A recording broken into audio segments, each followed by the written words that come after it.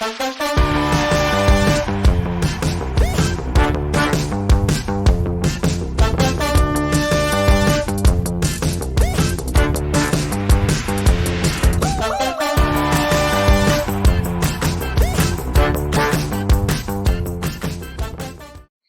you noticed that almost every piece of baby equipment comes with either a harness or straps?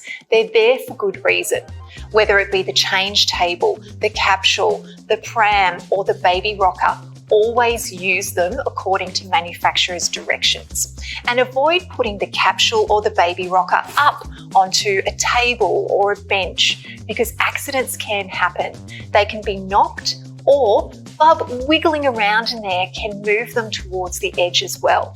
And also remember, capsules and prams are designed to transport your baby. They're not designed to be sleep spaces. So when you've finished to get where you're going, make sure you move them out and pop them in their cot or their regular space to sleep.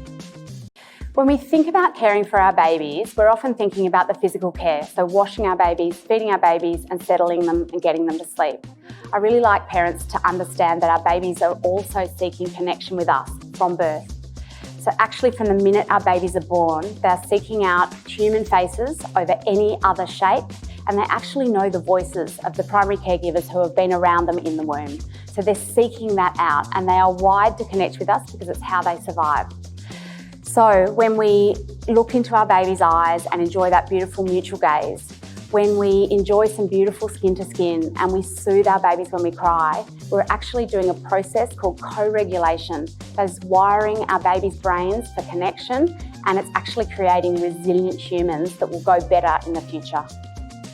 So when it comes to baby care, what we need to remember is behind the baby being cared for is, of course, the mum. Okay, motherhood is a marathon, not a sprint, and there is no point getting halfway through the marathon and your body completely breaking. So what we need to do is we need to look after your body from the beginning. Think about all of those repetitive movements that you'll be doing with baby all the time, many of which are leaning forward for prolonged periods of time, changing nappies, settling baby, or in this position where you're kind of leaning back and kind of hanging back, looking after baby. So what we need to do is when you're in those positions, think about how does your body feel? Set yourself up so that you're actually in as straight position as you can, open through your shoulders, nice and tall, pelvic floor and tummy muscles on, and think about the actual way that you're actually lifting, okay? The other thing I want you to do is embrace tummy time, okay? We all know we should be doing it, but it's a perfect time for you to do something wonderful for your body as well. So get on the floor with Bub, use this as a chance to actually do a few back extensions yourself. Bub will start to mirror you, and it's a great way for you to engage, but also do something wonderful for your own body. When Bubs finally arrives, time becomes so precious. And when you hit that 4 to 6 month mark and you need to start feeding your baby, time can become even more precious.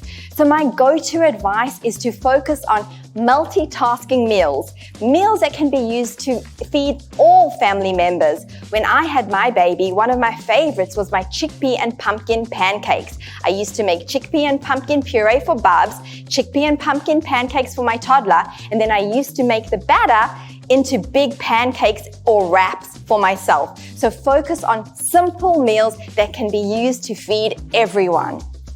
Caring for your baby in the first few months of its life can be really hard because you're getting so many different opinions and thoughts around sleep, eating, what your child's wearing, what your child's doing, and it can cause a lot of anxiety and pressure.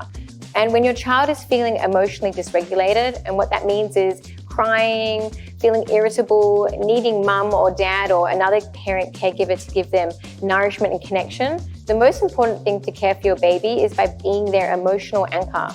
And I like to use the analogy of a stormy sea. So when your child's feeling stormy, like that stormy sea, you're the anchor that grounds them. And that's going to help their brain develop. Why? Because their nervous system is calm. And when the nervous system's calm, a brain can absorb all the information.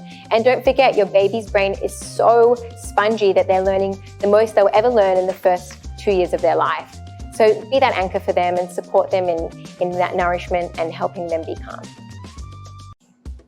Hi. One of those things when you're taking your baby home that can be just great fun for you and your partner is to bath the baby. In the very beginning, that baby's going to cry a lot when they're getting undressed and redressed, but the act of bathing will calm and relax them. So take your time and enjoy the moment with bathing. So a nice deep warm bath set up high so that you're not hurting your back, and a warm environment's really going to make this a cosy experience for the baby.